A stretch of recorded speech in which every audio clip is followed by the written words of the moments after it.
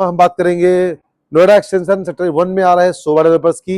Third project जो होगा हमारा वो होगा गोदरेज का ग्रेटर नोएडा में आ रहा प्रोजेक्ट। तो सबसे पहले बात करते हैं हम एक्सपीरियन की। इन तीनों ही प्रोजेक्ट में पहला नंबर जाता है आपको एक्सपीरियन का, और दूसरा जो नंबर जाएगा वो नंबर मिलता है सोभा डेवलपर्स को, और तीसरा प्रोजेक्ट होगा गोदरेज ग्रेटर नोएडा के अंदर आ रहा। तो सबसे पहले बात करते हैं एक्सपीरियन की। एक्सपीरियन की लोकेशन एक्सप्रेसवे नोएडा होने की वजह से, नया रोड ऐड होने की वजह से कई सारी चीजें हैं जो उसको एड ऑन करती हैं। Although brand wise, value wise experience या सोभा या गोदरेज कोई कम नहीं है किसी से, सारे डेवलपर्स काफी अच्छे डेवलपर्स हैं। लेकिन लोकेशन की एडवांटेज जो एक्सपीरियन को मिल रही है वो एक्सपीरियन में ही आपको मिलेगी। जैसे नोएडा एक्सटेंशन में 3 लाख अपार्टमेंट आने हैं, तो वहां पे जो प्रॉपर्टीज हैं जरूर महंगे रेट पे लॉन्च हो रही हैं, बट उसमें कितनी ग्रोथ मिलेगी एक सर्टेन लिमिट के बाद कहीं ना कहीं स्टैग्नेंसी आएगी। जबकि एक्सप्रेसवे पे आईटी कंपनीज के हब होने की वजह से, नई डेवलपमेंट जो हो रही है, ज्यादा अच्छा प्लान होने की वजह से, ओपन होने की वजह से ज्यादा अच्छा रिटर्न आपको मिल जाएगा। साथ में एडिशनल एक्सप्रेसवे जो आपका बन रहा है उसका एडवांटेज मिलेगा। उसके बाद फरीदाबाद के साथ यमुना एक्सप्रेसवे का कनेक्ट होना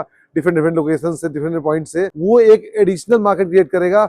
जैसे कि डिमांड जो नोएडा एक्सप्रेसवे मार्केट की है, यमुना एक्सप्रेसवे मार्केट की है, वो एड ऑन हो जाएगी जिस दिन फरीदाबाद कनेक्ट हो गया। एक्सप्रेसवे पे कुछ और न्यू लॉन्च आए, अच्छा रिस्पॉन्स उनको मिला। लाइक एलएनटी का सबसे बिगर साइज सबसे पहले सोल्ड आउट हुआ। जैकबसन को कंपनी का जो बिगर साइज था वो ऑलमोस्ट सोल्ड आउट है। बाकी की 2 साइजेस, छोटे साइजेस जो है वो बचे हुए हैं। तो ये ऐसा लगता है कि जो बाजार अच्छा होने वाला है लग्जरी हाउसेस को लेके। जो एवरेज प्राइसिंग के हाउसेस थे वो कहीं ना कहीं पिछले 2 से 2.5 साल में बहुत ज्यादा एड ऑन हो चुका है उनमें। तो वो एक मार्केट है जो कहीं ना कहीं लैग करेगी। मुझे लगता है कि उसमें करेक्शंस आ सकते हैं। तो वो सारी चीजें नियर फ्यूचर होने वाली है। पहली चॉइस जाती है वो जाती है एक्सपीरियन को, जो सिंगापुर बेस्ड डेवलपर है। 100% एफडीआई फंडेड प्रोजेक्ट है। फिर दूसरी बात करें तो सोभा नाम का मोहताज नहीं है। सोभा बड़ी कंपनी है, और सोभा ने जैसे कि जेवी करा है सेक्टर 1 में, तो जेवी में जो प्राइस लेके आ रहे हैं ऑलमोस्ट दोनों का सेम 16,000 के आसपास का प्राइस आ रहा है। तो मुझे लगता है थोड़ा सा प्राइस अपर एंड पे है, और वो अगले 2 साल में या 3 साल में पोजीशन पे 22,000 पहुंच जाएगा। कमिट नहीं कर सकते हैं, चांसेस हैं। बट एक्सप्रेसवे पे आपको 16 के 22 होने में कोई दुविधा नहीं है।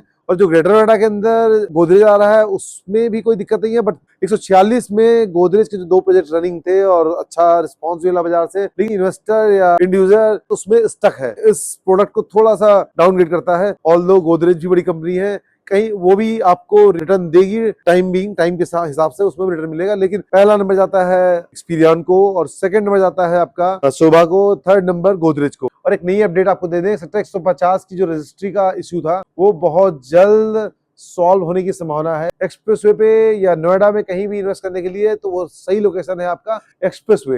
रियल एस्टेट से जुड़ी अपडेटेड वीडियोस के लिए आप कनेक्ट रहिए, हम आपको टाइम टू टाइम अपडेट करते रहेंगे।